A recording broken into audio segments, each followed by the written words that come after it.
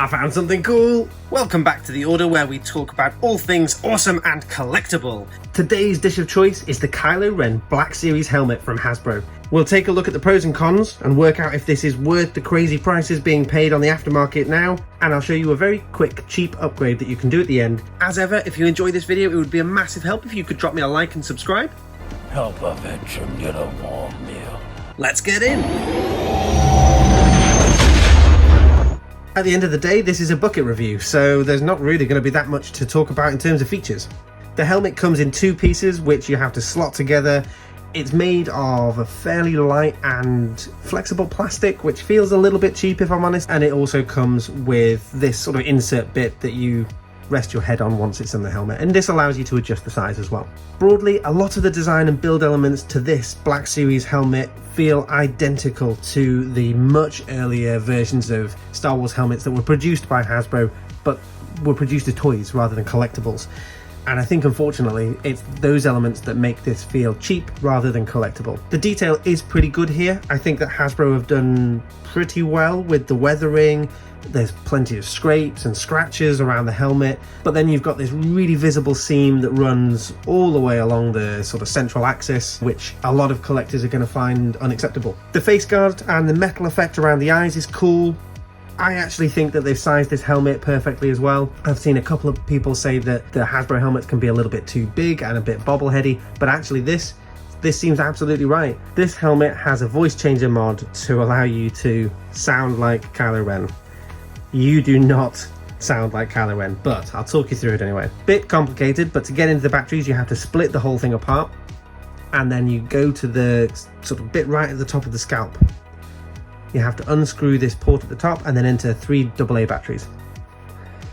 It's relatively straightforward, it's just a bit cumbersome that you can't get to the batteries without taking this whole thing apart basically. Once you're in, you're good to go.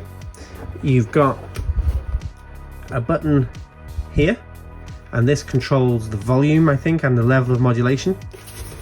And then you've got a button here, and this activates it. So in theory, that should be it. So you can hear there. I've not got this on, but it's picking up something and enough to do a bit of modulation. So I will show you this with my face in it, and I'll let you be the judge of whether or not. I'm gonna turn that off. I'll put my face in it. I'll let you be the judge of whether or not it sounds like Kylo Ren. Alright, I'm going to give you my best Kylo Ren impressions with this sucker on. Let's go! Let's go! I'll show you the dark side.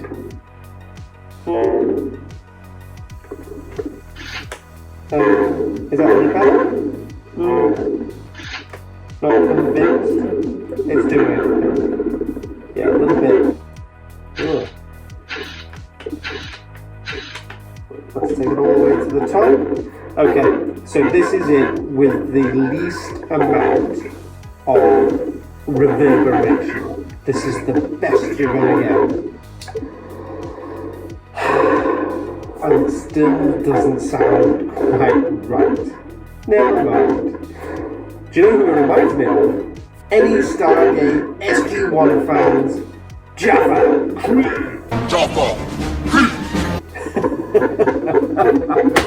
So yeah, I'm not convinced by the voice changer. I think that's being pretty polite, but it still looks awesome. Look at it. I mean, that looks bang on, I think. And this is where the fanboy bit of me kind of goes to one side. I am not a fan of the sequel trilogy. That's my personal view. Fair play to people who like it, great. You know, there are people that don't like the sequels, the prequels, the original. There's so much difference out there. It doesn't matter.